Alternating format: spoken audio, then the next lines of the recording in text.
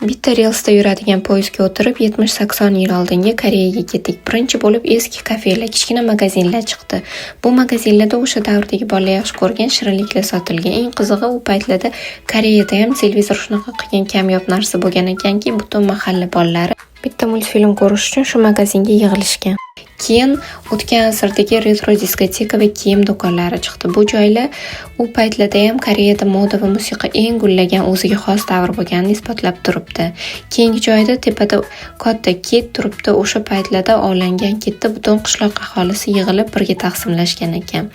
Bu degani odamlar bir-biri bilan shunaqa yaqin jipslashishgan.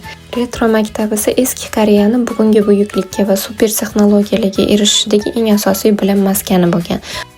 Politsiyaxonada esa hamma narsa aylanma diskli eski telefon va harflarni bitta-bitta qarsalatib urib pechat qiladigan shunaqa mashinalarda hal bo'lgan. Dorixonaga kirgandik, bolalarni shirinliklar bilan shunaqa chiroyli kutib olishdi. Eng qizig'i u yoqda hozirgi rang-barang dorilarning o'rniga shifobaxsh o'simliklarni quritib qo'yishgan ekan.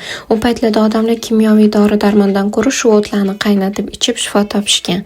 Yana o'sha bitta relsda yuradigan poyezdimizga o'tirib 21-asrdagi zamonaviy Koreyaga qaytdik.